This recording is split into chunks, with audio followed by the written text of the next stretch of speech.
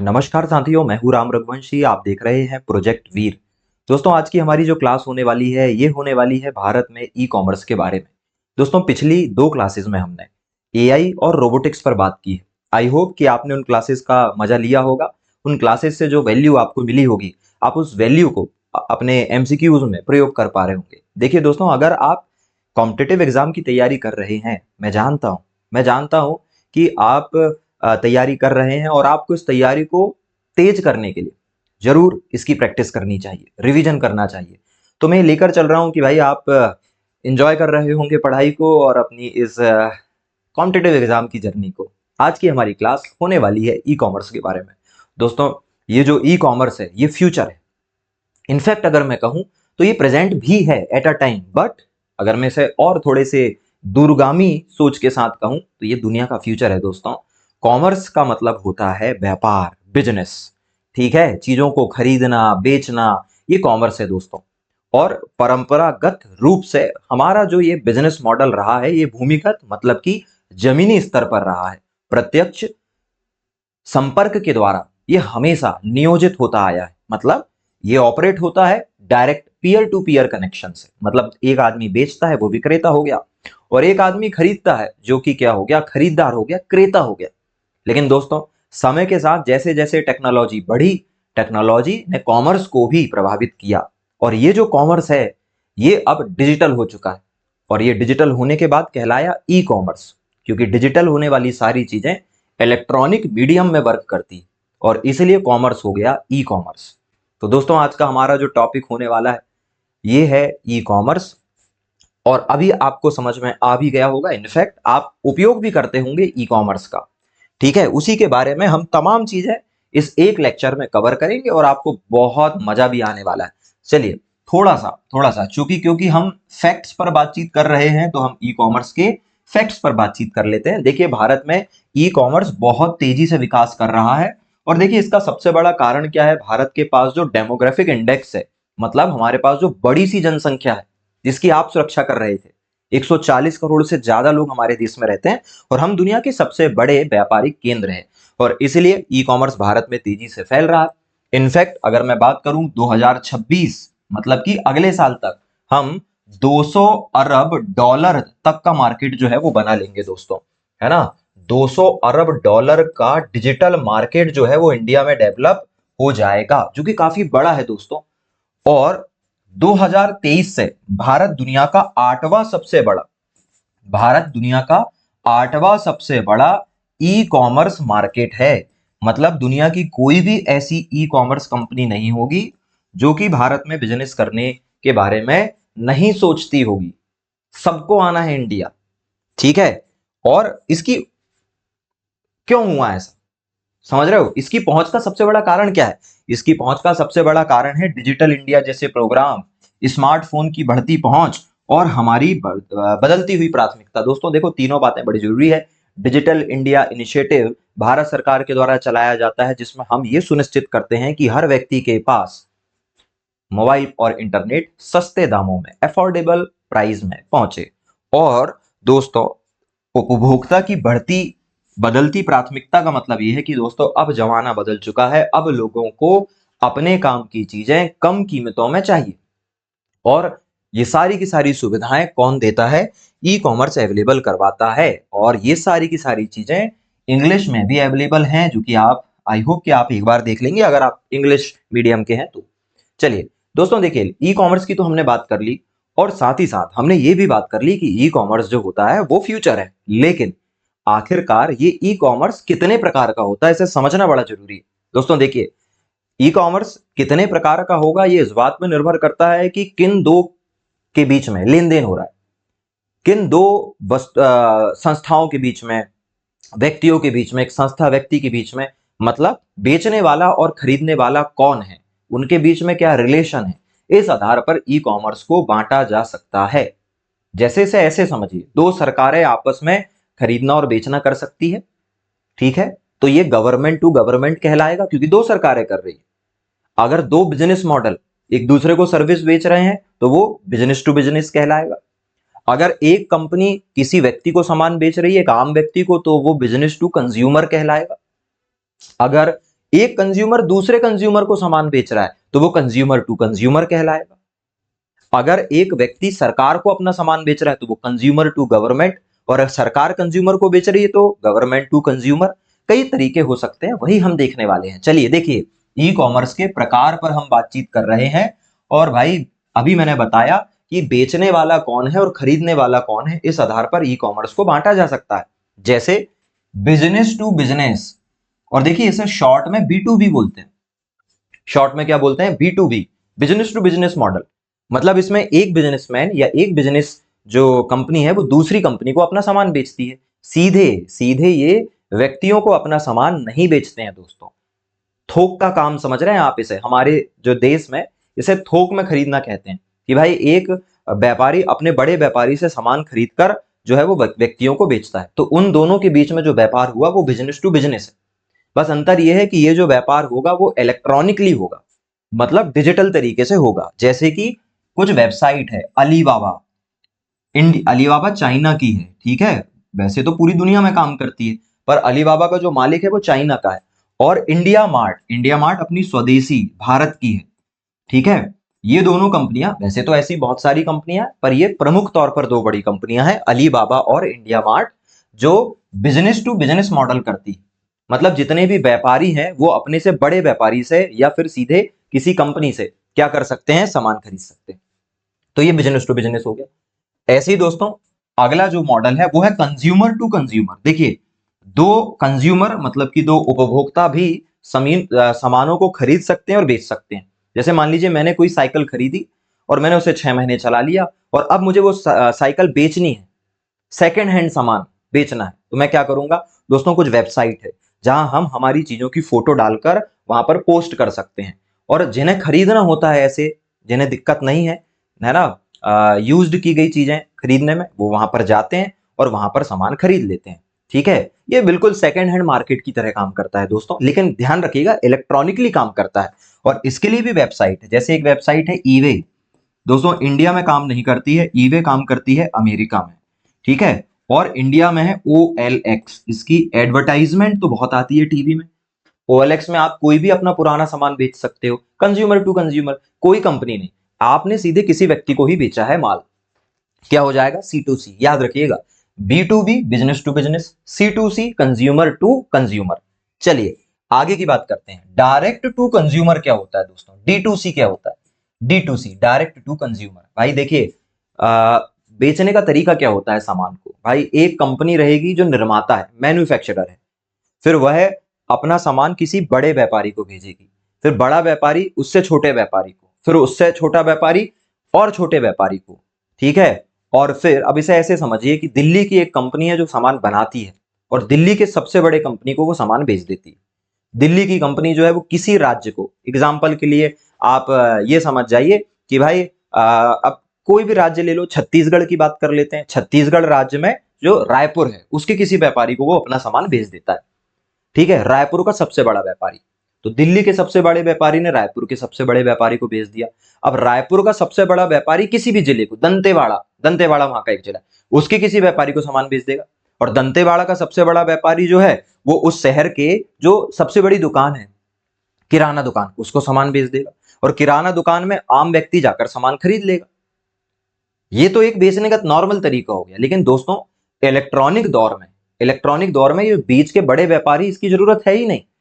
जो बनाने वाली कंपनी है वो अपना सामान सीधे किसको बेच सकती है? हमें बेच सकती है, सीधे हमें, ठीक है। और ये कहलाता है डायरेक्ट टू कंज्यूमर। मतलब निर्माता से सीधे ग्राहक तक पहुंच, बीच में कोई भी मध्यस्थ, कोई मिडिलमैन नहीं। जैसे मामा अर्थ करके एक कंपनी है दोस्तों जो कॉस्मेटिक प्रोडक्ट बनाती है, ठीक है, बहुत ही ये कह लो आप फेमस कंपनी है। और नायका, नायका भी बड़ी फेमस कंपनी है दोस्तों। तो नायका, मामा अर्थ, अमेजॉन, मिंत्रा, जबोंग, जितनी भी आप जो ऑनलाइन शॉपिंग के बारे में जानते हैं, उसमें अब ज्यादातर कंपनियां जो है वो निर्माता से ही सीधे कॉन्ट्रैक्ट करती है और सीधे कंज्यूमर को सामान बेचती है। अगला है दोस्तों कंज्यूमर टू बिजनेस, मतलब उल्टा। थोड़ा ध्यान देना, यहां पर डायरेक्ट टू कंज्यूमर था, मतलब आप इसको क्या बोल सकते हो? बिजनेस टू कंज्यूमर भी बोल सकते हो, बट इसको हम D2C बोलते हैं। और कंज्यूमर टू बिजनेस मतलब इसमें हम कंपनी को सामान बेचेंगे। कैसे? भाई हम भी तो बेच सकते हैं सामान। जैसे आपने वाइल्ड लाइफ फोटोग्राफर के बारे में सुना होगा, ऐसे लोग जो बड़ी दुर्लभ किस्म की इमेजेस खींचते हैं और फिर उसे बेचते हैं। ब्लॉगिंग करते हैं कुछ लोग, ठीक है, ऐसी कुछ लोग पत्र लेखन का काम करते हैं, अखबारों में एडिटोरियल्स लिखते हैं। ये अपना सामान किसको बेच देते हैं? कंपनी को बेच देते हैं, ठीक है, और इस तरीके से पैसे कमाते हैं। और उसके लिए बहुत सारी वेबसाइट है, जैसे एक वेबसाइट है शटर स्टॉक, एक साइट है फिबर, एक पिंटरेस्ट करके वेबसाइट, पिंटरेस्ट, है ना। ऐसी बहुत सारी वेबसाइट है दोस्तों जहां पर हम पोस्ट करके, इनफैक्ट अगर मैं आपसे बात करूं तो यूट्यूब क्या है भाई, यूट्यूब में भी तो यही होता है ना। यूट्यूब में हम अपना सामान यूट्यूब को बेचते हैं, मतलब अगर मैं वीडियो बना रहा हूं तो मैं अपना वीडियो यूट्यूब को बेचकर पैसे कमा सकता हूं, है ना। तो ये क्या कहलाएगा? कंज्यूमर टू बिजनेस कहलाएगा। तो देखिए, ई कॉमर्स के कई प्रकार हो सकते हैं। बिजनेस टू बिजनेस हो सकता है, कंज्यूमर टू कंज्यूमर हो सकता है, डायरेक्ट टू कंज्यूमर हो सकता है, या कंज्यूमर टू बिजनेस हो सकता है। ध्यान रखिएगा, आपसे एग्जाम में शॉर्ट में पूछा जाएगा बी टू बी का क्या मतलब है, पूछा जाएगा, आप बताना business to business. B to C या फिर डी टू सी पूछ लिया तो बिजनेस टू कंज्यूमर या direct to consumer. C to C consumer to consumer, और सी टू बी का मतलब क्या हो गया? Consumer to business. दोस्तों ऐसा ही पूछा जाता है, आप एग्जाम्पल नहीं पूछे जाएंगे कौन सी वेबसाइट क्या करती है, कभी कभार पूछ लेते हैं, अदरवाइज आपसे उसका फुल फॉर्म ही पूछा जाएगा। आगे चलते हैं दोस्तों, सारी की सारी बातें मैंने ऑल्सो आपके लिए अवेलेबल करवा रखी है इंग्लिश में, है ना। Business to business, consumer to consumer, okay, समझा मैंने दिया है। आप प्लीज इसे एक बार पढ़िएगा ताकि आपको और बेहतर अंडरस्टैंडिंग इसके बारे में डेवलप हो जाए। दोस्तों और भी तरीके हैं, गवर्नमेंट टू बिजनेस, मतलब कि G2B। दोस्तों देखिए, G2B का मतलब क्या है? गवर्नमेंट टू बिजनेस, मतलब सरकार से व्यवसाय को सेवाएं बेची जाती, गवर्नमेंट टू बिजनेस। गवर्नमेंट किसको सर्विस बेचती है? बिजनेसेस को, ठीक है। ये तरीका हो सकता है, क्यों नहीं हो सकता, बिल्कुल। तो सरकार कई ऐसे प्लेटफॉर्म बनाती है, कई सारे ऐसे एप्लीकेशन बनाती है जो किसको बेच देती है? व्यवसाय को। अगला है गवर्नमेंट टू गवर्नमेंट, मतलब दो सरकारी एजेंसी आपस में लेन देन कर लेती है तो उसको कहते हैं गवर्नमेंट टू गवर्नमेंट। जैसे सरकार की एक कंपनी है हिंदुस्तान एरोनॉटिकल लिमिटेड, ठीक है, और सरकार की ही एक कंपनी क्या हो गई? DRDO। तो दोनों आपस में क्या कर देती है? खरीदना और बेचना करती रहती है, टेक्नोलॉजी ट्रांसफर करती रहती है, बहुत सारी चीजें हैं। तो ये क्या हो गया? Government to government. Government to consumer, भाई सरकार उपभोक्ताओं तक सर्विसेज भी भेजती है, भले ही फ्री भेजे लेकिन भेजती है। जैसे आपका आधार कार्ड का ऐप हो गया, उमंग ऐप हो गया। पीयर टू पीयर क्या होता है दोस्तों? पीयर टू पीयर का मतलब होता है दो पर्सन जिसमें सीधे कनेक्ट कर सके, ये एकदम कंज्यूमर टू कंज्यूमर है। कंज्यूमर टू कंज्यूमर को ही दोस्तों पीयर टू पीयर कहा जाता है, जैसे OLX, ठीक है, ये इसका एग्जांपल है। दो व्यक्तियों के बीच में सीधे होने वाला लेन देन क्या कहलाएगा? पीयर टू पीयर कहलाएगा। साथियों आप समझ पा रहे हैं? ठीक है, इंग्लिश में भी अवेलेबल है, प्लीज इसको देखिएगा आप, बहुत सिंपल चीजें पर हम फिलहाल बातचीत कर रहे हैं, ठीक है। मेरे ख्याल से आपको ये समझ में आ गया है फिलहाल कि ई कॉमर्स क्या होता है और ई कॉमर्स के प्रकार क्या होते हैं। अगर नहीं आया है तो थोड़ी सी क्लास पीछे कर लीजिए, आपको एक बार फिर देखने को मिल जाएगा और आप उसे अच्छे से समझ पाएंगे, ठीक है। हालांकि ऐसी कोई बड़ी विशेष बात नहीं थी। आगे चलते हैं, ठीक है। अब हम बात करते हैं दोस्तों, ई कॉमर्स जो है उसे और अलग अलग प्रकार से हम कैसे देख सकते हैं। ये तो भाई बेचने और खरीदने के तरीके के आधार पे हमने ई कॉमर्स को बांटा था, लेकिन क्या और भी तरीके हो सकते हैं? बिल्कुल हो सकते हैं। मॉडल क्या है? मॉडल का मतलब क्या होता है? देखिए भाई, बेचने और खरीदने के दो तरीके हो सकते हैं। पहला तरीका, मान लीजिए मैं एक सामान बनाने वाली कंपनी हूं, मैं पेन बनाता हूं, तो मैं पेन बनाता हूं और इसे सीधे सीधे किसे बेचता हूं? मान लीजिए आपको खरीदना है, आप कंज्यूमर है, तो मैं सीधे आपको सामान बेचूंगा। सीधे कैसे बेचूंगा? मैं अपने ही शोरूम्स खोल लूंगा, अपने शोरूम। मान लीजिए मेरे ब्रांड का नाम है पढ़ो लिखो, ठीक है, मेरा ब्रांड का नाम क्या है? पढ़ो लिखो। तो दोस्तों मैंने पढ़ो लिखो के नाम से शोरूम खोल लिए आपके शहर में, ठीक है, प्राइम लोकेशन में, जहां पर भी सबसे ज्यादा ट्रैफिक रहता है, वहां पे जो सबसे महंगी दुकान है वो हमारे ब्रांड ने अफोर्ड कर ली क्योंकि हमारी बहुत बड़ी कंपनी है। तो पढ़ो लिखो कंपनी के पेन आपको यहां पर मिल जाएंगे, लेकिन ध्यान रखिएगा इस शोरूम में केवल हमारा ही सामान मिलेगा। पढ़ो लिखो कंपनी जो भी सामान बनाती है, जो भी सामान, केवल वो मिलेगा। इसके अलावा और कोई भी सामान वहां पर अवेलेबल नहीं रहेगा। हम और किसी का कोई सामान नहीं बेचेंगे, हम जो बनाते हैं हम वही बेचेंगे और हमारी सर्विस ही वहां पर बिकेगी, ठीक है। एक तो तरीका ये हो गया, ठीक है, ये तो पहले से चला आ रहा है ना दोस्तों। तो यही मॉडल इलेक्ट्रॉनिक मीडियम में भी आ जाएगा। ठीक है, दूसरा तरीका क्या हो सकता है? दूसरा तरीका ये सकता है दोस्तों कि हमने पढ़ो लिखो कंपनी का जो पेन बनाया था ना, इसे हम अलग अलग लोगों से कहेंगे कि बेचो। जैसे हमने रिलायंस को कह दिया कि भैया आपका जो सुपरमार्केट चलता है ना रिलायंस का, रिलायंस मार्ट, वहां बेच दो। ऐसे ही हमने डी मार्ट को भी कहा कि भाई आप भी अपना सामान बेचो। ऐसे ही हमने बिग बास्केट को कहा कि आप भी अपना क्या करो, सामान बेचो। फिर आर्मी कैंटीन्स जो होती है, आर्मी कैंटीन्स में भी भाई बच्चे लोग पढ़ाई तो करेंगे वहां, तो बच्चे के तो पेन भी बेचो। तो हमने किसी और को कहा कि वो अपना सामान जो है, हमारा सामान जो है वो अपनी जगह पर बेच सकता है। लेकिन सुनिए, वो बाध्य नहीं है कि केवल हमारा सामान बेचेगा। ठीक है, अभी पढ़ो लिखो के अलावा और भी कंपनीज हो सकती है ना। लिंक भी पेन बनाती है, नटराज भी पेन बनाती है भाई, और इसके अलावा और क्या है आपका, क्लासमेट भी है जो पेन वैन बनाती है। बहुत सारी कंपनियां पेन बनाती है, वो भी अपना सामान इन लोगों को कहती है कि आप बेचो। तो इन जगहों पर सभी कंपनियों के सामान बिकेंगे। ये भी लंबे समय से जो मॉडल चले आ रहे हैं वही मॉडल है दोस्तों। कौन सी नई बात यहां पर मैंने आपसे कर दी? मेरे ख्याल से आप समझ गए होंगे कि सामान को बेचने के दो तरीके हो सकते हैं। और दोस्तों यही यही दोनों की दोनों तरीके जो हैं वो वर्तमान समय में आपको इलेक्ट्रॉनिक मीडियम में भी देखने को मिल जाएंगे। मैं थोड़ा इसको क्लीन कर दे रहा हूं क्योंकि ये बातें जो मैंने लिखी है ना, ये बस समझने के लिए थी, है ना। हमने एक बेसिक एग्जांपल से चीजों को समझा है कि वस्तुओं को बेचने के दो मॉडल हो सकते हैं। या तो हम अपने ही शोरूम खोलकर बेच दें, या तो फिर हम किसी और की दुकान में बेच दें।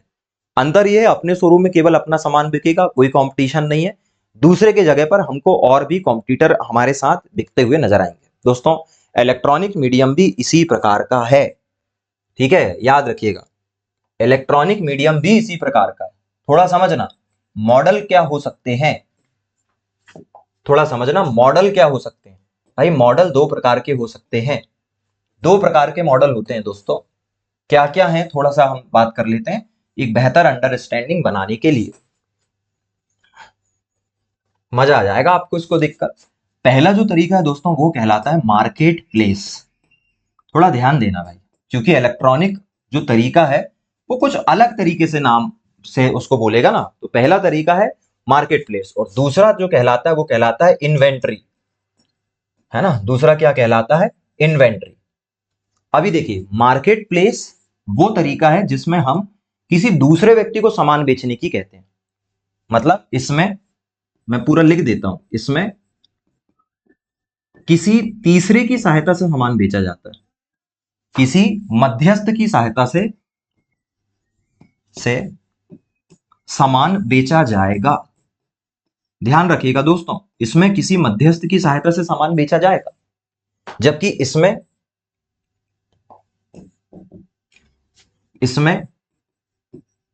जो निर्माता है, जो मैन्युफैक्चरर है, जो कौन है, निर्माता, वह सीधे सीधे सामान बेचेगा। ये सीधे सामान बेचेगा। इसका एग्जाम्पल क्या है? इसका एग्जाम्पल है दोस्तों अमेजॉन। अमेजॉन में कोई भी व्यक्ति अमेजॉन में जाकर सामान बेच सकता है। अमेजॉन वो मिडिल मैन है जो सामान बेचता है। और इसका एग्जाम्पल क्या हो गया? इसका एग्जाम्पल हो गया वेबसाइट्स। जैसे किसकी वेबसाइट? जैसे आपको टाइटन की घड़ी खरीदना है तो टाइटन की वेबसाइट पर चली जाइए आप। आपको एप्पल का सामान खरीदना है, एप्पल की वेबसाइट पे चले जाइए आप। ये सारी की सारी चीजें अमेजॉन में भी मिलती है। टाइटन की घड़ियां अमेजॉन में भी मिलती है दोस्तों, एप्पल के फोन अमेजॉन में भी मिलते हैं। लेकिन अमेजॉन कमीशन लेता होगा बीच में, और नहीं भी लेता है तो भाई वो कोई और है। वहां सीधे कंपनी नहीं बेच रही अपना सामान। अपना सामान सीधे कंपनी कहां पर बेचती है? अपनी एक्सक्लूसिव वेबसाइट पे बेचती है। और दोस्तों एक्सक्लूसिव जो वेबसाइट होती है उसे हम इन्वेंट्री या फिर क्या कहते हैं? उसे हम कहते हैं क्या? Online store. क्या कहते हैं? Online store.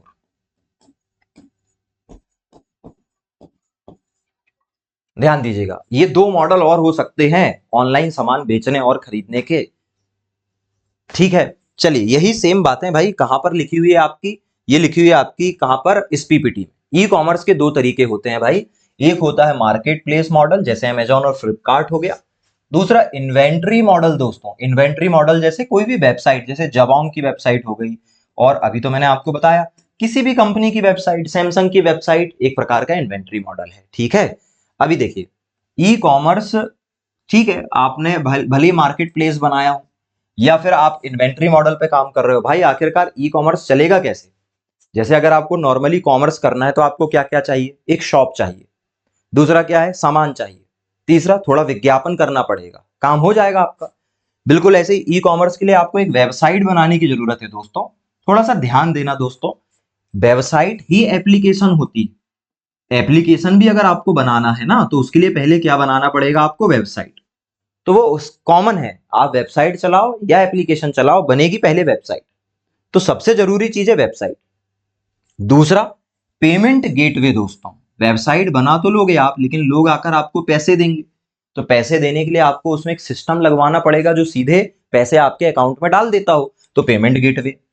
ठीक है, और इसके अलावा लॉजिस्टिक और शिपिंग दोस्तों। लॉजिस्टिक का मतलब समझ रहे हो? लॉजिस्टिक और शिपिंग मतलब पैकिंग, पैकिंग से लेकर आपके घर तक सामान को पहुंचाना, ये अलग अलग कंपनी करती है देश में, ये भी आपको मैनेज करना पड़ेगा। उसके लिए या तो आप अपनी खुद की कंपनी बनाओ या फिर किसी कंपनी के साथ टाई अप कर लो। ठीक है, ये उपकरण लगते हैं दोस्तों ई कॉमर्स के लिए। आपसे पूछा जा सकता है निम्न में से कौन सा उपकरण ई कॉमर्स के लिए जरूरी नहीं है? Website, payment gateway, logistic service और किराए की दुकान। आपको बताना है किराए की दुकान नहीं लगती इसके लिए, क्योंकि जरूरी नहीं है भाई, ये तो डिजिटल तरीका है। ठीक है, तो अभी तक हमने क्या क्या देखा, थोड़ा सा रिवीजन करते हैं फिर हम आगे चलेंगे। बिना रिवीजन के कैसे आगे चल सकते हैं? फटाफट कर लेंगे लेकिन बिल्कुल समय नहीं लगेगा।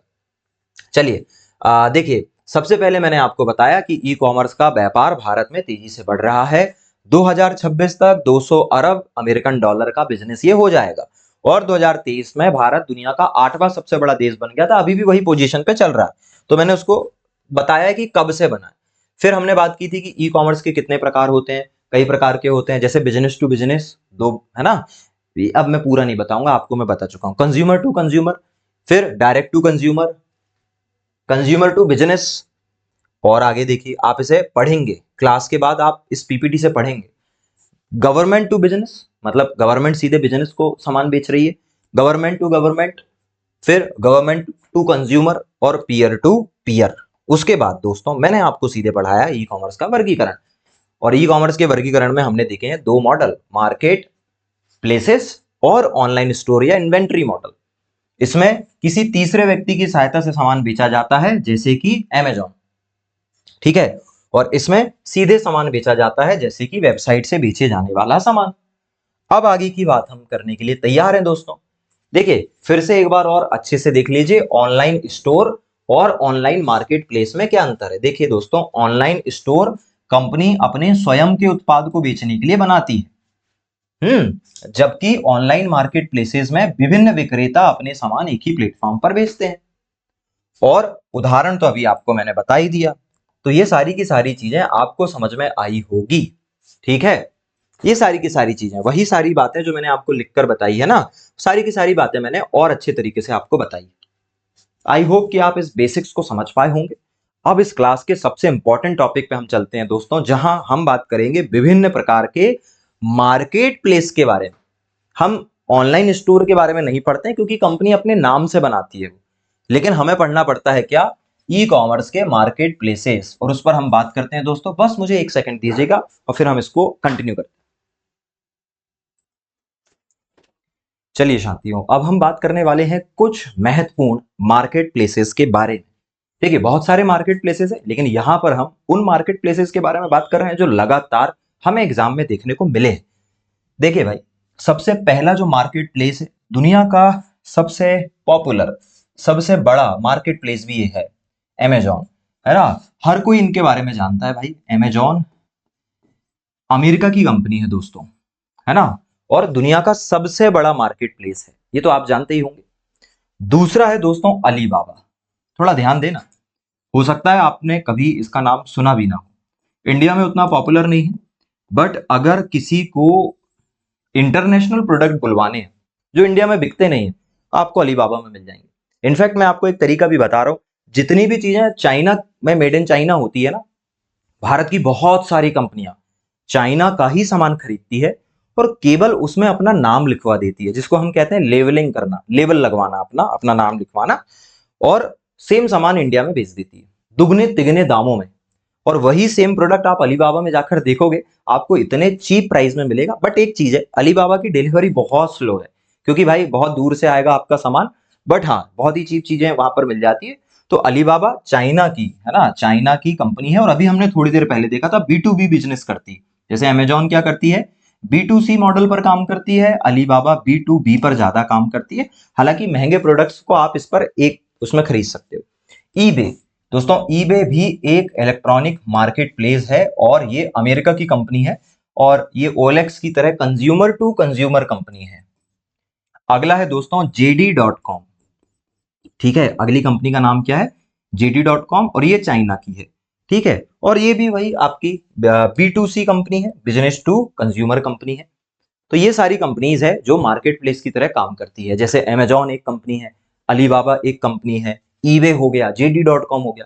यहां से साथियों क्वेश्चन आपसे ये पूछे जाएंगे, कौन सी कंपनी मार्केट प्लेस नहीं है, आप देखकर बता सकते हैं, हालांकि और भी नाम है। दूसरा, आपसे ये भी पूछा जाएगा कि कौन सी कंपनी किस देश की है। जैसे अमेजॉन अमेरिका की है, अलीबाबा चाइना की है, ईवे अमेरिका की है, JD.com कहाँ की है, चाइना की है। सेम सारी की सारी बातें जो है वो इंग्लिश में भी अवेलेबल है। अमेजॉन हो गया, ईवे हो गया, अलीबाबा हो गया, और JD.com हो गया। ठीक है, ये सारी की सारी कंपनी जो है वो मार्केट प्लेसेस कहलाती है। इसके अलावा दोस्तों अगली जो कंपनी है उसका नाम है जेलेंडो। ठीक है, नाम सुनने में थोड़ा अजीब लग रहा होगा आपको, लेकिन जेलेंडो जो है वो जर्मनी की सबसे बड़ी ई कॉमर्स कंपनी है। जैसे अपने यहाँ फ्लिपकार्ट चलता है ना, बिल्कुल वैसे ही जर्मनी में क्या चलता है, जेलेंडो चलता है। इसके अलावा दोस्तों B2W, ये ब्राजील की कंपनी है। B2W कहाँ की कंपनी है, ब्राजीलियन कंपनी है। उसका नाम ही है ब्राजील टू वर्ल्ड, तो वो ब्राजील की कंपनी है। और अपने यहाँ एक और कंपनी है शॉपिफाई, ये इंडिया की कंपनी है। इन दोनों बहुत तेजी से ग्रो कर रही है। और एक कंपनी और है दोस्तों, ग्रुप ऑन, इंडिया में अपना बिजनेस नहीं करती है, बट अमेरिकन कंपनी है। ठीक है, तो थोड़ी इन कंपनियों के बारे में भी देख लीजिए साथियों, क्योंकि ये अनपॉपुलर कंपनीज है, बहुत ज्यादा इंडिया में इनके बारे में बातचीत नहीं होती है, क्योंकि ये अपना बिजनेस आमतौर पर नहीं करती है सिवाय शॉपिफाई के। जेलेंडो जर्मनी की कंपनी हो गई, B2W ब्राजीलियन कंपनी है, नाम ही है उसका Brazil to world. Group on कहाँ की कंपनी है, USA की, और हमारे यहाँ की है शॉपिफाई। चलें आगे की बात हम कर लेते हैं, इंग्लिश में भी अवेलेबल है सारी की सारी चीजें। अब हम बात करते हैं कि भाई हमने जो मार्केट प्लेसेस देखे थे ना, ज्यादातर या तो चाइना के थे, या तो अमेरिका के थे, या तो जर्मनी के थे, या तो ब्राजील के थे। पर भारत में भी ई मार्केट तेजी से फैल रहा है। मतलब हम सबसे बड़े ये कह लें हम कि सेंटर तो है ही है, सबसे बड़े ई कॉमर्स के सेंटर है। बट इसके साथ साथ हमारे पास बहुत सारे अपने खुद के मार्केट प्लेसेस भी हैं, मतलब हमारे बीच के लोगों ने उनको बनाया है दोस्तों। और उसमें से सबसे पहला जो है वो है फैब मार्ट। ध्यान दीजिएगा, भारत के e commerce platforms, e commerce company के बारे में हम बातचीत कर रहे हैं दोस्तों। और ये जो फैब मार्ट है, ये फैब मार्ट ये भारत की पहली, ऑलमोस्ट पहली आप मान के चलो, क्या है, ई कॉमर्स कंपनी। इसके पहले जो कंपनी बनी एक्चुअली वो रजिस्टर नहीं हो पाई, इसलिए हम फैब मार्ट को ऑलमोस्ट कह रहे हैं, हालांकि किताबों में सीधे फैब मार्ट लिखा रहता है। और हेडक्वार्टर इसका कहां पर था, बेंगलुरु में।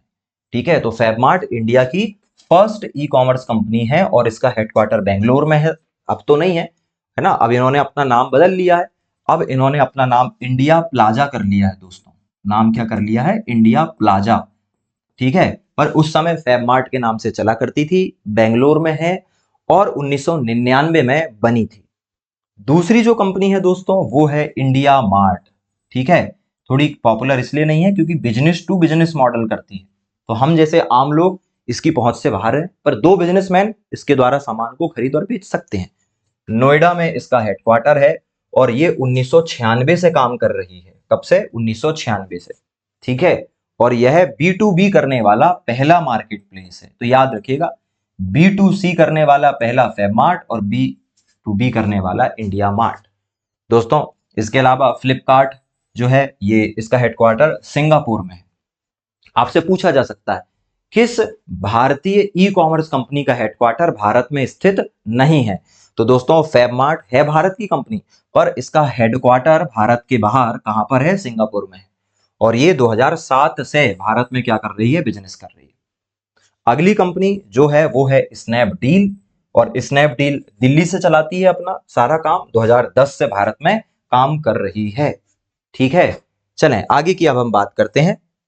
चलिए दोस्तों आगे की बात करते हैं। देखिए और भी कंपनी है, जैसे मिंत्रा हो गई। मिंत्रा भी बेंगलोर में काम करती है, बेंगलोर में इसका हेडक्वार्टर है, 2007 में बनी है ये। ठीक है, अभी हमने शुरुआत में नायका के बारे में बात की थी दोस्तों। नायका, फाल्गुनी नायर इसकी जो है ये कह लें आपकी मैनेजिंग डायरेक्टर है। उन्होंने 55 साल की उम्र में कंपनी शुरू की थी, और अब भारत की वो ये कह लें कि सबसे ओल्डेस्ट वुमन है जो मिलेनियर बनी है, उनकी कंपनी है नायका, और मुंबई में इसका हेडक्वार्टर है, और ये 2012 से बिजनेस कर रही है दोस्तों, है ना, नायका कंपनी। इस कंपनी के बारे में तो सब जानते हैं, मीसो इन दिनों भारत में सबसे ज्यादा तेजी से ग्रो करने वाली कंपनी है ये। बेंगलोर इसका हेडक्वार्टर है, और 2015 से ही क्या कर रही है, अपना बिजनेस कर रही है। ईयर आपसे नहीं पूछे जाएंगे, हेडक्वार्टर भी नहीं पूछे जाएंगे, यहीं से आएंगे क्वेश्चन। एक है ये भी .com, कहते हैं ना हम ये भी वो भी, ये भी है, ये भी गुरुग्राम से है, और 2009 से ये क्या कर रही है, बिजनेस पर भाई ऑलमोस्ट घाटे में चल रही है, कभी भी ऑलमोस्ट बंद हो चुकी है। ये सारी की सारी कंपनी है दोस्तों, एक बार फिर हम देख लेते हैं। देखिए हमने सबसे पहले देखा फैबमार्ट। फैबमार्ट बेंगलोर में, और 1999 से इसका तो डेटा एटलीस्ट आप, सॉरी, इसका तो आप एटलीस्ट याद रखिएगा कि भाई ये 1999 से जो है वो बनी है। ठीक है, चलें इंडिया मार्ट की बात करें दोस्तों हम, अगली जो है इंडिया मार्ट, नोएडा से काम कर रही है, और 1996 से। बाकी फ्लिपकार्ट का हेडक्वार्टर सिंगापुर में है, स्नैपडील का दिल्ली में है, और आगे की बात करें तो मिंत्रा, नायका, मीसो, ये भी सब भारतीय कंपनियां हैं। हेडक्वार्टर और सन आमतौर पे नहीं पूछे जाते हैं। चलें आगे की हम बात करते हैं, और भी कुछ कंपनीज है। एजियो.com ये रिलायंस का है, जियो मार्ट ये भी रिलायंस का है। ये दोनों रिलायंस की कंपनी है जो काम करती है दोस्तों। ऐसे ही एक कंपनी है जो दवाई गोली बेचती है, 1mg, और टाटा क्लिक। दोस्तों ये टाटा का जो है वो मार्केट प्लेस है, टाटा का ई कॉमर्स मार्केट प्लेस है। ठीक है, तो ये सारी कंपनीज भी है जो लगभग 2015 के बाद से बिजनेस कर रही है। चलें दोस्तों अब हम बात करते हैं कि ठीक है भाई, हमने ई कॉमर्स क्या होता है ये भी देख लिया, ई कॉमर्स के प्रकार भी देख लिए, कुछ इंपॉर्टेंट ई कॉमर्स कंपनीज के बारे में जान लिया, भारत की ई कॉमर्स कंपनीज के बारे में भी हम बात कर चुके हैं।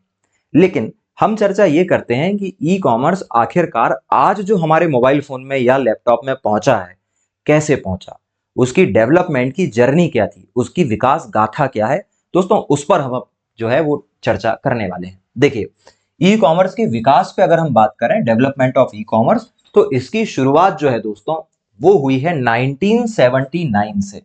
1979 से किसने की, माइकल एल्ड्रिच। माइकल एल्ड्रिच वो महान आदमी था जिसने पहली बार सोचा था कि भाई मेरे को घर बैठे ऑनलाइन शॉपिंग करनी है ना। और वो थोड़ा सा लेजी किस्म का रहा होगा। मैं और आप बिल्कुल ऐसे नहीं है, मैं तो जानता हूं आप कौन है, और मैं भी hard working.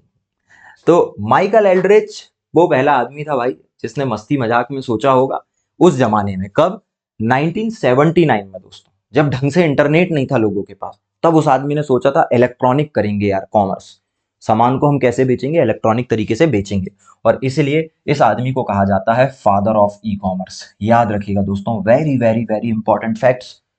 Father of e commerce कौन है, फादर ऑफ ई कॉमर्स है कौन, माइकल एल्ड्रिच। कौन है, माइकल एल्ड्रिच, याद रखिएगा कौन है, माइकल एल्ड्रिच। माइकल एल्ड्रिच वो आदमी है जिसने पहली बार ई कॉमर्स के बारे में सोचा दोस्तों। लेकिन सोच बस पाए, कर कुछ नहीं पाए, अधिकतर ऐसे ही होता है, आइडिया कोई और सोचता है, एग्जीक्यूट कोई और करता है, अप्रोच का अंतर है। 2 साल बाद 1981 में एक कंपनी थी, है ना, उसका नाम था थॉमसन हॉलिडे यूके। यूके की एक कंपनी थी थॉमसन हॉलिडे। ये कैसी कंपनी थी, टूर करवाने वाली, टूरिस्ट पैकेज देने वाली कंपनी थी। लोग जाते हैं ना कहीं घूमने जाते हैं तो उनके लिए कुछ दिन कुछ रातों का एक होटल और घूमने उमने का पैकेज वो कर देते हैं। वो कंपनी थी थॉमसन हॉलिडे, जिसने business to business online system शुरू किया था। अब तो आप समझते हैं B2B क्या होता है, तो इन्होंने B2B सिस्टम शुरू किया था दोस्तों। ये पहली कंपनी है, याद रखिएगा, आपसे पूछा जाएगा फादर ऑफ ई कॉमर्स कौन है, माइकल एल्ड्रिच। पहली कंपनी जिसने B2B मार्केट के बारे में सोचा, ई मार्केट के बारे में, थॉमसन हॉलीडेज यूके। और दोस्तों उसके 3 साल बाद 1984 में एक कंपनी है जिसने B2C शॉपिंग के लिए सिस्टम शुरू किया। गेट्स हेड नाम है उसका। क्या नाम है? Gateshead. ठीक है। इसने कौन सा मॉडल शुरू किया था? B2B। तो B2C आपसे पूछा जाएगा, B2C बिजनेस कब शुरू हुआ? कब शुरू हुआ? 1984 में। किसने शुरू किया? गेट्स हेड नाम की कंपनी, अमेरिका है, स्वाभाविक तौर पे वही करेगी। दोस्तों उसके बाद आते हैं 1992 में, और 1992 में बुक स्टैक ने अपना पहला मार्केट प्लेस शुरू किया था। दोस्तों किसने किया था?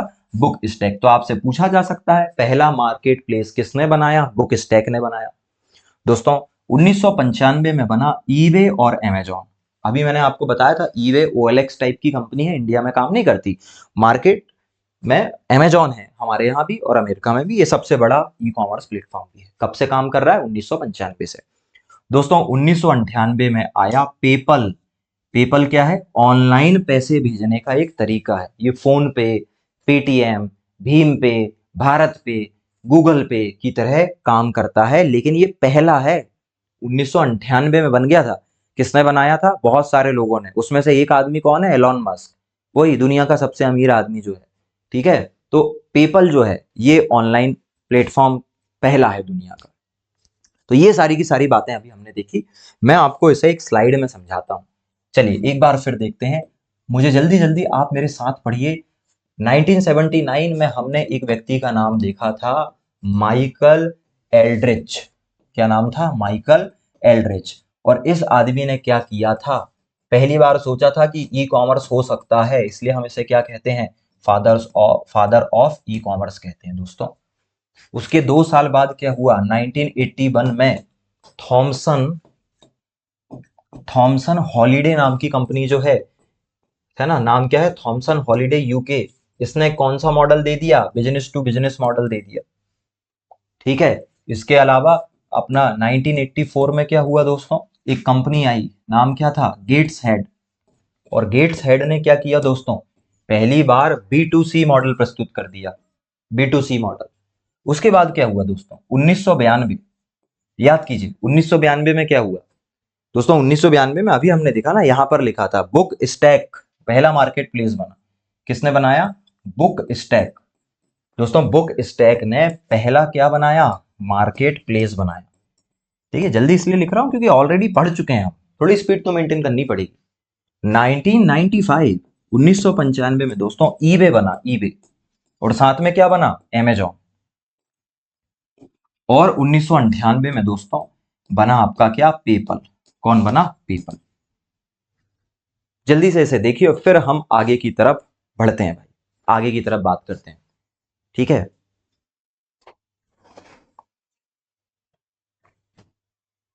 चलिए दोस्तों, तो ये सारी की सारी चीजें हमने देखी है ना। 1979 माइकल एल्ड्रिच ने ई कॉमर्स की शुरुआत की, फादर ऑफ हम ई कॉमर्स कहते हैं। 81 में थॉमसन हॉलीडेज यूके ने B2B बिजनेस मॉडल लेकर आ गए। 84 में गेट्स हेड ने B2C मॉडल लेकर आ गए। 1992 में बुक स्टैक ने अपना पहला मार्केट प्लेस। 1995 में ईबे और अमेजॉन। 1998 में पेपल आया। ये तमाम चीजें हुई है। ठीक है। अब आगे की हम बात करते हैं। और ये सारी की सारी बातें दोस्तों ऑल्सो अवेलेबल है इंग्लिश में भी। कंटेंट सेम है, केवल लैंग्वेज बदली है और थोड़ा बहुत तरीका हो सकता है कि बदला हुआ लगे, लेकिन बिल्कुल कंफ्यूज मत होना। सारी की सारी वही बातें हैं जो हिंदी में मैंने बताई है, उन लोगों के लिए जो इंग्लिश के साथ ज्यादा कंफर्टेबल हैं। ठीक है। सारी की सारी बातें हैं, थोड़ा सा बताने का तरीका बहुत मामूली तौर पर अलग है। देखिए दोस्तों, अभी आपने सारी की सारी चीजें पढ़ ली है। अब हम एक अलग बात कर रहे हैं, थोड़ी सी अलग बात कर रहे हैं दोस्तों हम। ठीक है। उसके बाद फिर हम आगे की बात करेंगे। ठीक है। देखिए 1998 के बाद क्या हुआ, थोड़ा सा वो देख लीजिए। आपको लगेगा कि भाई 1998 से लेके 2025 तक क्यों बातचीत नहीं हो रही। देखिए उसके बाद तो फिर वेबसाइट बनने लगी ना दोस्तों, अमेजॉन बन गया। अमेजॉन के बाद फिर उसकी तो कॉपी बनी है सब। फ्लिपकार्ट उसकी कॉपी है, मिंत्रा उसकी कॉपी है, मीशो उसकी कॉपी। सबने अपना मॉडल कहीं ना कहीं अमेजॉन को देखकर ही बनाया। जब अमेजॉन सफल हो गया तब लोगों को लगा कि ऐसा बिजनेस बन सकता है। पेपल जब बन गया तो फिर धीरे धीरे धीरे धीरे ऑनलाइन ट्रांजेक्शन के बारे में लोगों ने सोचा, फिर चीजें बनी। समझ गए? तो हमने जब पहली चीज पढ़ ली, इसका मतलब वो चीज आ गई, फिर उसके बाद कुछ ऐसा बड़ा नहीं हुआ है अभी तक।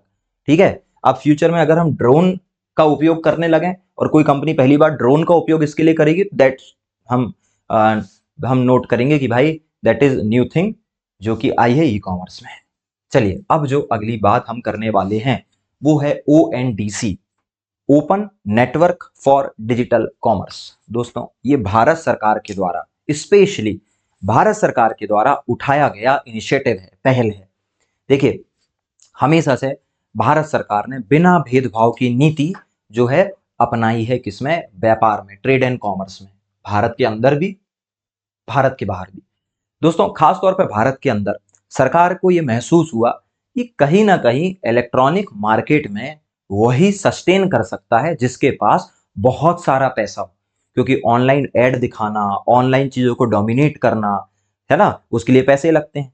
अच्छा, जो अमेजॉन जैसे बड़े मिडिल मैन टाइप के लोग हैं, है ना, जहां पर हम सामान बेच सकते हैं, वो बड़ी मात्रा में कमीशन भी लेते हैं और उन्हीं लोगों को ज्यादा बढ़ावा देते हैं जिन लोगों ने उन्हें पैसे दिए। मतलब जो ब्रांड उन्हें पैसे दे देता है वो उसकी एड सबको दिखाते हैं और लोगों को कहते हैं कि इसे खरीदो, ये बेस्ट है। और जो लोग उन्हें पैसे नहीं देते हैं उनकी चीजें वो बार बार दिखाते भी नहीं है, और सर्च करो तो दिखा तो भी उनकी चीजें बाद में आती है।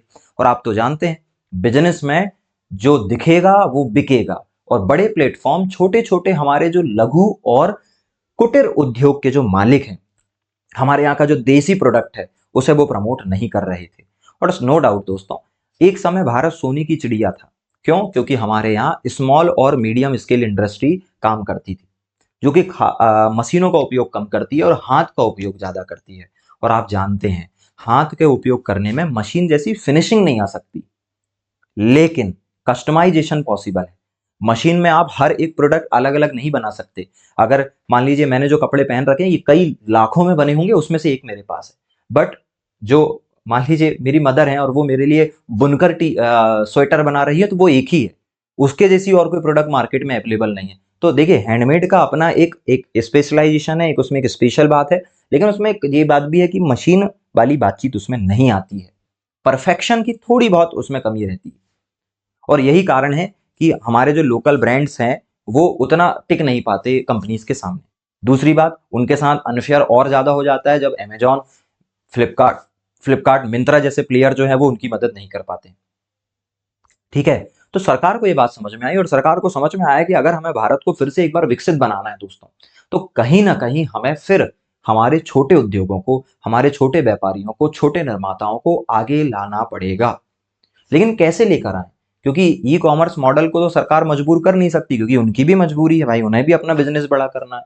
ठीक है, तो सरकार ने कहा भाई हम एक ऐसा प्लेटफॉर्म बना दे रहे हैं, एक ऐसा तरीका विकसित कर दे रहे हैं जहां पे कोई भेदभाव नहीं होगा, वो सरकारी तंत्र है।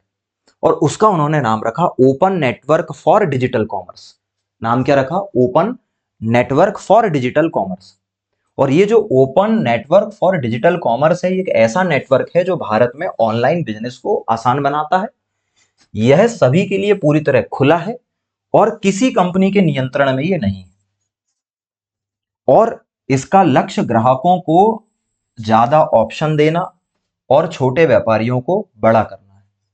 और दोस्तों, इसके लिए सरकार ने कोई भी ऐप नहीं बनाया है, तो फिर लोग इसे चलाएंगे कैसे? दोस्तों, लोग इसे चलाएंगे अपने पेमेंट ऐप से। देखिए, सरकार ने सबको यूपीआई से कनेक्ट कर दिया है ना, तो सबके पास कोई ना कोई ऐप है।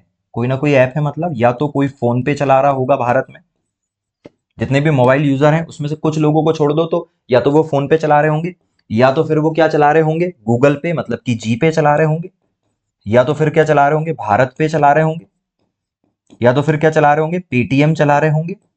इसी तरीके के और भी जो बाकी ऐप होते हैं वो चला रहे होंगे। इन सभी ऐप में जाकर आप सीधे यहां से ओएनडीसी जा सकते हो और ओएनडीसी में अपना सामान खरीद सकते हो।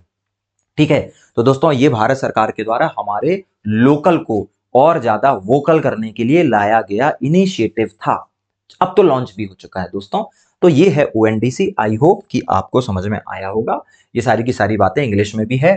ONDC is an open network that simplify online trade in India. It is open to all and not controlled by any single company. Its aim is to provide consumer with more choice, better price and transparency. Small traders मतलब कि छोटे व्यापारी will also be able to compete with larger platform, thereby promoting India's digital economy. दोस्तों हमारे देश की digital economy को promote करने के लिए सरकार ने अपना खुद का एक तरीका विकसित किया है। तो दोस्तों ये सारी की सारी बातें थी ओएनडीसी की। देखिए इसके अलावा ई कॉमर्स में एक चीज और है जो काफी चर्चा में रहती है और हम उसे कहते हैं मोबाइल वॉलेट। देखिए दोस्तों बिल्कुल जैसे पुराने जमाने में भाई व्यापार जो है वो जमीनीगत था, प्रत्यक्ष होता था और उसके लिए बटुआ पर्स रखना पड़ता था। जब जो पूरा का पूरा मॉडल है कॉमर्स का वो इलेक्ट्रिक हो गया है तो आपका पर्स भी तो इलेक्ट्रिक होगा ना, और उस इलेक्ट्रिक पर्स को जिसमें कि आपके पैसे रखे हैं उसे कहा जाता है मोबाइल वॉलेट। और दोस्तों इस मोबाइल वॉलेट के बारे में हम देखने वाले हैं, ठीक है। देखिए मोबाइल वॉलेट तो आपको समझ में आ गया, जहां पर हम ऑनलाइन हमारे पैसे सुरक्षित रख सकते हैं, ठीक है। देखो अभी एक तरीका है पैसे रखने का साथियों बैंक में। जैसे आप अगर यूपीआई इस्तेमाल करते हैं तो आपका पैसा वॉलेट में नहीं है, सीधे बैंक अकाउंट में है, और यूपीआई से सीधे आप एक बैंक अकाउंट से दूसरे बैंक अकाउंट में पैसे को भेज देते हैं। लेकिन ध्यान से देखिएगा ये जो वॉलेट होते हैं ना, ये वॉलेट अलग होते हैं। वॉलेट में हम क्या करते हैं, जो कंज्यूमर है मतलब कि हम सब लोग क्या हैं, कंज्यूमर, हम हमारे पैसे को बैंक में नहीं रखेंगे, हम बैंक से निकालकर उसे रखेंगे कहां पर, वॉलेट में। कहां पर रखेंगे, वॉलेट में रखेंगे। अच्छा ये वॉलेट किसका होगा, कंज्यूमर का। और इस वॉलेट से हम क्या करेंगे, पेमेंट अलग अलग जगह, अलग अलग जगह हम इसको क्या कर देंगे, पेमेंट कर देंगे। अब ये कितने प्रकार का होता है इसे समझिए। पहला होता है प्रीपेड वॉलेट। प्रीपेड वॉलेट का मतलब होता है कि आपको पहले से पैसे डालना पड़ेगा और फिर आप उससे अपनी सर्विस ले सकते हो। जैसे सिम आती तो सिम में आपने बैलेंस डलवाया, फिर आप आराम से अपना काम करते रहो। तो ये हो गया प्रीपेड वॉलेट। दूसरा हो गया दोस्तों post paid wallet. Post paid wallet का मतलब होता है कि पहले इस्तेमाल कर लो आप आसानी से, महीने के आखिर में बिल आएगा पे कर दो, पोस्ट पेड। तीसरा होता है बैंक वॉलेट। बैंक वॉलेट मतलब ये बैंक से जुड़ा है, आप बैंक से पैसा वॉलेट में डाल लो और फिर उससे बिल भर दो, फीस भर दो, बिल्कुल जो करना वो कर दो। चौथा होता है दोस्तों जो ज्यादा समझना आपके लिए जरूरी है, क्लोज्ड वॉलेट। और क्लोज्ड वॉलेट का मतलब क्या होता है, क्लोज्ड वॉलेट किसी कंपनी के द्वारा दिया जाता है और उसमें जो पैसे रखे रहते हैं दोस्तों वो केवल उसी कंपनी के में काम करते हैं। जैसे मान लीजिए एग्जांपल के लिए आपने टाइटन की एक घड़ी खरीदी और टाइटन ने आपको उनके वॉलेट में 500 रुपए दे दिए, तो इन 500 रुपए का इस्तेमाल आप टाइटन का ही सामान खरीदने के लिए वहीं पर कर सकते हो। आप इस 500 रुपए से किराना नहीं खरीद सकते अपने घर का, या फिर कोई और चीज नहीं कर सकते। आपको उसी का कोई दूसरा सामान जब आप खरीदोगे तो वो 500 रुपए उसमें से आपको माइनस कर देंगे। ये एक प्रकार का कूपन है जो कहां पर होता है, क्लोज्ड वॉलेट में रहता है। दूसरा होता है सेमी क्लोज्ड वॉलेट, मतलब आधा खुला आधा बंद। मतलब जो पैसे आपको मिलेंगे वो पॉइंट्स के तौर पे मिलेंगे और उन पॉइंट्स का इस्तेमाल आप एक जगह नहीं कुछ जगह कर सकते हो। जैसे मान लो किसी शॉप में कर सकते हो, है ना। मान लो उन्होंने कह दिया कि आप इससे बिल भर सकते हो, इससे आप रिचार्ज कर सकते हो किसी कंपनी का, इससे आप पेट्रोल डलवा सकते हो, है ना। कैश नहीं करवा सकते आप, या इनके अलावा कोई और सर्विस में आप इसका भुगतान नहीं कर सकते, सेमी क्लोज्ड। और दूसरा होता है ओपन वॉलेट दोस्तों। ओपन वॉलेट मतलब आप जो पैसे आपको दिए जाएंगे आप उसका इस्तेमाल एज ए रुपये की तरह या हमारी नॉर्मल जो करेंसी है उसकी तरह कर सकते हो, मतलब आमतौर पर वह एक डिजिटल करेंसी बन जाएगी। तो देखिए ये सारी की सारी बातें किसकी है, मोबाइल वॉलेट की है। इंग्लिश में भी लिखा है पर एक बार रिवाइज करते हुए इसको देख लेते हैं। पहला क्या होता है, प्रीपेड वॉलेट, मतलब पहले भुगतान करो फिर चलाते रहो। पोस्ट पेड मतलब पोस्ट मतलब बाद में, पहले चला लो फिर बाद में भुगतान कर देना। तीसरा बैंक वॉलेट, बैंक का पैसा रख लो और उसे इस्तेमाल करते रहो। क्यों रखेंगे लेकिन पैसे, भाई बैंक का कई बार सर्वर डाउन रहता है, तो वॉलेट में रख लोगे तो सर्वर भी डाउन है तो भी पैसे भेज पाओगे। क्लोज्ड वॉलेट मतलब किसी कंपनी ने अगर वॉलेट में पैसे दे दिए तो आप केवल उसी कंपनी का सामान खरीदने में उसका इस्तेमाल कर पाओगे। सेमी क्लोज्ड मतलब कुछ चुनिंदा जगह उसका इस्तेमाल कर पाओगे, बाकी जगह नहीं कर पाओगे। और ओपन वॉलेट, ओपन वॉलेट का मतलब उसमें जो पॉइंट्स रखे आप उसका इस्तेमाल कहीं भी कर सकते हो, जहां चाहे वहां। चलिए दोस्तों अब आगे की बात करते हैं और अब हम बात करने जा रहे हैं भारत में किसकी, ई कॉमर्स की। थोड़ा सा ध्यान दीजिएगा। देखिए अभी हमने आपसे बात की थी कि भारत में ई कॉमर्स जो है ना, ये बहुत बड़ा मुद्दा है, बहुत फ्रॉड भी हो जाते हैं। ये बात आपसे छुपी हुई नहीं है, आपने कई बार देखा है। महंगे प्रोडक्ट्स बुलाए जाते हैं, फोन्स बुलाए जाते हैं, साबुन निकल जाती है ना। कई बार डुप्लीकेट माल आ जाता है, कई बार टूटा हुआ सामान मिल जाता है और वो रिटर्न भी नहीं लेते। तो कंज्यूमर का भी तो ध्यान सरकार को रखना है, इसीलिए सरकार ने ई कॉमर्स के लिए नियम बनाए हैं। और जो नियम बनाए गए थे संसद के द्वारा, और हमारी संसद, हमारी पार्लियामेंट ने ये काम किया है सन 2020 में दोस्तों, और उसे हम कहते हैं ई कॉमर्स रूल्स 2020। क्या थे ये रूल दोस्तों? पहला रूल ये था कि जितनी भी कंपनियां भारत में ई कॉमर्स का काम करेगी वो अपना नोडल ऑफिसर नियुक्त करेगी। ठीक है, आपसे पूछा जाएगा कि जो ई कॉमर्स का रूल है वो कब आया? 2020 में आया। फिर दूसरी बात, उसमें सबसे इंपॉर्टेंट बात क्या थी? नोडल अधिकारी को नियुक्त करना, ताकि कंज्यूमर के अधिकारों की रक्षा हो सके और नियमों का सही पालन हो सके। तो एक अधिकारी, हर कंपनी एक प्रमुख अधिकारी भारत के लिए नियुक्त करेगी, जो 24/7 देखेगा कि नियमों का पालन हो रहा है कि नहीं हो रहा। 24/7 देखेगा दोस्तों। दूसरा, सूचना की पारदर्शिता। जो भी चीजें आप बेच रहे हो उसके बारे में सारी बातें आप कंज्यूमर को बताओगे। जैसे आप जब ऑनलाइन वेबसाइट में जाओगे तो उसमें कंपनी सारी बातें बताती है, कलर बताती है, मटेरियल के बारे में बताती है, वजन बताती है, लंबाई चौड़ाई ऊंचाई बताती है ना। जैसे बैग खरीद रहे हो तो बताएगी उसमें कितने कंपार्टमेंट है, उसकी क्षमता कितनी है। मोबाइल खरीद रहे हो तो बताएगी कि उसमें कितने स्पीकर हैं, कितना वाटर प्रूफ है कि नहीं है ना, बैटरी कितनी है। जो भी चीजें होनी चाहिए बताने वाली, सारी की सारी चीजें वो आपको बताएंगे। ठीक है, तो एक एक चीज बतानी पड़ेगी। तीसरा, शिकायत समाधान और उसके लिए निवारण करने के लिए कॉल, मतलब कि टोल फ्री नंबर होना चाहिए, और कस्टमर केयर की क्या होनी चाहिए, सर्विस होनी चाहिए, जो 24/7 काम करनी चाहिए और 24 घंटे में समस्या का निवारण करना चाहिए। और अगला, भ्रामक विज्ञापन नहीं देगी कोई भी कंपनी। उल जलूल ये कह देना कि भैया 99% ऑफ, ये सब नहीं चलेगा हमारे देश में, ऐसा सरकार ने कह दिया। ये फालतू का कि भाई एक 100 रुपए की चीज को 10,000 का कर दिए और कह दिए कि 99% ऑफ, ऐसे काम नहीं चलने वाला। ठीक है, तो 4 बातें जोड़ी गई थी, और भी बातें हैं पर 4 बातें। नोडल अधिकारी नियुक्त किया जाएगा भारत में, सूचना पूरी तरह दी जाएगी, शिकायत का समाधान किया जाएगा 24 घंटे के भीतर, और भ्रामक प्रतिबंध जो है वो नहीं दिए जाएंगे। सेम बातें इंग्लिश में भी है दोस्तों। Nodal officer, grievance resolution, information transparency और मिसलीडिंग एडवर्टाइजमेंट को प्रोहिबिटेड कर दिया गया। इसके अलावा जो इंपोर्टेड माल है, अगर कोई कंपनी इंपोर्ट करके, इंपोर्ट का मतलब क्या होता है? इंपोर्ट का मतलब होता है कि आप कहीं दूसरे देश से सामान बुलवाकर भारत में बेच रहे हो, तो जो इंपोर्ट आइटम्स है उसमें लिखना पड़ेगा कि आइटम कहीं बाहर से बुलाया गया, भारत का नहीं। तीसरा, फ्लैश, ऐसा नहीं कि बेच नहीं सकते हो, बेच सकते हो इंपोर्टेड सामान, लेकिन बोलकर बेचो, ऐसा कह रहे हैं। फ्लैश सेल पर प्रतिबंध। दोस्तों पहले क्या होता था, जो ई कॉमर्स कंपनी है वो फ्लैश सेल लगाती थी। फ्लैश सेल का मतलब ये होता है कि भाई 5 मिनट की सेल है, 5 मिनट में सेल चलेगी, और ऐसा टाइमर चलेगा, 4599 से शुरू होगा, जो 00 तक जाएगा, और कहेगा कि जो खरीदना है 5 मिनट के अंदर खरीदो। अब लोग क्या है, 5 मिनट में घबरा जाते थे कि भाई अरे क्या क्या खरीदना, कुछ भी खरीद लेते थे, ढंग से देखते नहीं थे, और कॉपी सामान खरीद लेते थे, फर्जी सामान खरीद लेते थे। और कंपनी कहती थी कि हम सेल में कोई भी रिटर्न, कोई भी कुछ, ये सब नहीं देखेंगे, कोई वारंटी नहीं, कुछ नहीं।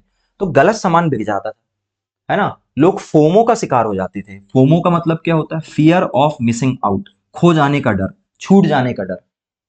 फियर ऑफ मिसिंग आउट, कि कोई चीज छूट गई तो हमारा क्या होगा। इस चक्कर में लोग सामान खरीद के गलत सामान खरीद लेते। सरकार ने बैन लगा दिया, उन्होंने कहा फ्लैश सेल भारत में नहीं चलेगी, आराम से खरीदेंगे भाई, देख के खरीदेंगे। अगला है उत्पत्ति का फिल्टर। हम फिल्टर लगा सकते हैं, है ना, कि भाई कौन सा सामान जो है वो भारत में बना और कौन सा भारत में नहीं बना। और दोस्तों एक मुख्य अनुपालन अधिकारी रहेगा, एक COO और एक CEO नियुक्त किया जाएगा, जो कि सारी चीजों को देखेगा। ये बातें जो है दोस्तों 2020 में जो नियम आया था ना हमारा, उसमें लाई गई थी, सारी की सारी बातें जो है वो उसमें लाई गई थी। आई होप कि आप चीजों को बेहतर ढंग से समझ पा रहे होंगे। कहें तो एक बार और हम उस पर बात कर लेते हैं भाई, चलिए एक बार और बात कर लेते हैं हमारे किस पर, जो नियम आया था उस पर। देखिए दोस्तों, भारत के ई कॉमर्स नियम 2020 के बारे में एक बार फिर मैं आपसे बातचीत कर रहा हूं।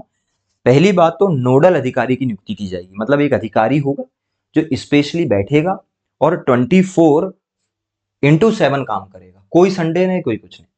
जो उसका काम क्या रहेगा, जितने भी नियम सरकार ने बताए हैं वो उसका पालन करवाए, और अगर किसी कंज्यूमर के साथ कुछ हो गया है गड़बड़ तो फिर उसके साथ वो डील करे। दूसरा, शिकायत समाधान की व्यवस्था की जाएगी, और जो भी शिकायतें आ रही उसको 24 घंटे के अंदर रिजॉल्व किया जाए। ठीक है। अगला, सूचना पारदर्शिता। जो भी सामान बेचा जा रहा है, कंपनी उस सामान के बारे में एक एक चीजें बताएगी, छोटी से छोटी बारीकी बातें भी बताएगी, फोटोज भी डालेगी, कई सारी फोटोज डालेगी, रियल फोटोज डालेगी, तमाम चीजें बताएगी। अगला है ना, भ्रामक विज्ञापन पर प्रतिबंध लगा दिया गया, जो उल्टे सीधे विज्ञापन है उस पर प्रतिबंध लगा दिया गया है ना, मिसलीडिंग इंफॉर्मेशन। अगला अगला दोस्तों, हमने देखा कि भाई आयात की जाने वाली वस्तु, मतलब सामान कहीं बाहर से दूसरे देश का है और भारत में कोई बेच रहा है तो वो बताएगा कि इंपोर्ट कहां से इंपोर्टेड है सामान, जर्मनी का है, इटली का है, चाइना का है, सिंगापुर का है, दुबई का है, कहाँ का। दूसरा बात, बताओ कि इंपोर्टेड है। तीसरा, फ्लैश सेल पर प्रतिबंध। दोस्तों जो फ्लैश सेल चलती है, मतलब कम समय के लिए आई सेल, वो हटा दी गई। अगला, उत्पत्ति का फिल्टर। आप तय कर सकते हो कि कौन सा सामान मेड इन इंडिया लेना है, नहीं लेना, आप उसका फिल्टर लगा सकते हो। और अगला, अनुपालन अधिकारी। अनुपालन अधिकारी का मतलब क्या होता है, जैसे सीईओ होते हैं उस टाइप के मुख्य अधिकारी, जो पूरे मतलब सरकार के साथ डील कर पाएंगे। दोस्तों सरकार के साथ डील करेंगे। ये इंडिया के रूल्स के बारे में हमने 2020 के रूल्स हैं जिस पे बात की। दोस्तों अब ये तो हमने बात कर ली है ना, लेकिन इसके अलावा एक और डर सरकार को था। सरकार को ये डर था कि भाई इलेक्ट्रॉनिकली जो बिजनेस होगा उसमें कंपनी जो यूजर्स है उसका बहुत सारा डेटा रख लेती है, नाम, पता, ये तो रख ही लेती है। चॉइसेस, जो भी चीजें हम वहां पर सेलेक्ट करके विश लिस्ट में डाल देते हैं कि हमको कल खरीदनी, आज हमने उसको डाल दिया, तो ऐसे कंपनीज को पता चल जाता है कि अगला जो व्यक्ति है वो किस प्रकार का सामान खरीदता है और उसकी रेंज क्या है। जैसे पुराने समय में जब हम इलेक्ट्रॉनिकली नहीं थे तो दुकान में जाते थे तो दुकानदार हमसे पहला सवाल पूछता था, भैया किस रेंज में दिखाऊं, आपकी क्या रेंज है वो बता दो हमें। तो इसमें भी अब हम ये तो हमसे रेंज पूछते नहीं, लेकिन हमने अगर 10 सामान खरीदे हैं तो उससे हमारी एक रेंज निकाल लेते हैं कि आदमी कितने का सामान खरीद सकता है। दूसरी बात, मंथली कितना खर्च करता है। मंथली खर्च करता है मतलब एवरेज इनकम इसकी निकाली जा सकती है कि एक आमतौर पे, है ना। इसके अलावा अगर किसी का क्रेडिट कार्ड, डेबिट कार्ड, उसकी भी तो डिटेल उन लोगों के पास है, फोन पे की डिटेल उन लोगों के पास है, कहीं वो उसका गलत उपयोग ना कर लें। सरकार को इस बात का डर था, तो सरकार ने एक और कानून बनाया डेटा प्रोटेक्शन के लिए कि हमारे यहाँ का डेटा जो है वो गलत उपयोग नहीं होना चाहिए। हम रोक तो नहीं सकते इसको, लेकिन इसका गलत उपयोग करने से हम रोक सकते हैं अच्छे नियम कानून बनाकर। तो सरकार ने जो है एक तरीका अपनाया। हमने देखा यार यूरोप में एक कानून बना है जिसका नाम है जीडीपीआर, तो हमने वैसा ही कानून भारत में बना लिया, जीडीपीआर। जीडीपीआर का मतलब क्या होता है, जीडीपीआर का मतलब है दोस्तों general data protection, general data protection regulation. General data protection regulation, ये भारत ने सभी ई कॉमर्स प्लेटफॉर्म, सभी ई कॉमर्स ऑनलाइन जो वेबसाइट है उसके लिए बना रखा है। ध्यान रखिएगा दोस्तों, तो हम जीडीपीआर भी फॉलो करते हैं। ठीक है, तो ये सारी की सारी बातें इंग्लिश में भी है कि with the growth of e commerce the need for data protection has also increased. India need to promote a reverse data protection framework along the lines of European Union GDPR, General Data Protection Regulation, and this will protect consumer privacy and build trust in e-commerce platform। तो दोस्तों ये सारी की सारी बातें सरकार ने अपना रखी है। ये था हमारा टॉपिक ई कॉमर्स का। देखिए इसके में अगर आपको हाइलाइट्स बताऊं कि भाई ई कॉमर्स में हमने क्या क्या देखा, तो दोस्तों हमने सबसे पहले देखा था ई कॉमर्स क्या होता है। ठीक है, ये बहुत ही इंपॉर्टेंट है क्योंकि यहां से लगातार क्वेश्चन आते हैं। तो सबसे पहले हमने तो इसके बारे में थोड़ी सी चर्चा की, और दूसरा हमने इसके टाइप्स के बारे में बात की थी दोस्तों कि क्या क्या इसके क्या है टाइप्स हैं, और आई होप कि आपको समझ में आया होगा। अब आप बता पा रहे होंगे कि B2B क्या होता है, B2C क्या होता है, ऐसे ही C2C क्या होता है, P2P क्या होता है, G2G क्या होता है, G2C क्या होता है, और इसके अलावा C2G क्या होता है। ये सारी की सारी बातें, और C2B क्या होता है, ये तमाम बातें अब आप आसानी से बता पा रहे होंगे। इसके अलावा दोस्तों फिर हमने जो देखा था वो देखा था मार्केट प्लेसेस के बारे में। बहुत सारे मार्केट प्लेसेस हमने देखे, कुछ ग्लोबल देखे और कुछ इंडियन देखे। दोनों की दोनों चीजें हमने देखे है ना, हमने ग्लोबल भी देखी है चीजें, ग्लोबल, और साथ में हमने इंडियन भी देखी है। ठीक है। इसके बाद अच्छा, एक और चीज है, मैंने आपको तीसरी चीज पढ़ाई है मॉडल। दो मॉडल मैंने आपको पढ़ाए, एक मैंने आपको पढ़ाया मार्केट प्लेस क्या होता है, और आपको बिल्कुल समझ में आया होगा मार्केट प्लेस क्या है, और दूसरा आपको मैंने बताया था कि ऑनलाइन स्टोर क्या होते हैं, ये भी आपको मैंने बताया था। ठीक है। और दोस्तों इसके बाद फिर हमने देखा है क्या, डेवलपमेंट देखा है हमने, डेवलपमेंट ऑफ ई कॉमर्स देखा है, जिसमें हमने बहुत सारी चीजें देखी है। एक तो हमने उसमें देखा है कि फादर ऑफ ई कॉमर्स कौन है, माइकल एल्ड्रिच। पहली कंपनी जिसने बी टू बी मॉडल बनाई थी, थॉमसन हॉलिडे। फिर B to C business model शुरू करने वाली पहली कंपनी कौन सी थी, वो थी गेट्स हेड, याद होगा आपको। ठीक है। पहली बार ऑनलाइन पेमेंट कब आया, 1998, पेपल। अमेजॉन कब बना, ईबे कब बना, 1995। और पहली बार डिजिटल मार्केट प्लेस कब बना, 1992 में बना दोस्तों, और इसे बनाया था बुक स्टॉक ने। तो ये सारी की सारी बातें दोस्तों हमने चर्चा में लाए थे। ये था हमारा topic e commerce. I hope कि आप इसका रिवीजन करेंगे प्रॉपरली पीडीएफ से भी, और इस क्लास को एक बार फिर देख लीजिएगा ताकि आपको बेहतर अंडरस्टैंडिंग हो जाए। साथियों हम फिर मिलते हैं अगली क्लास में, जहां हम अगले टॉपिक के बारे में डिटेल से बात करेंगे। नमस्कार।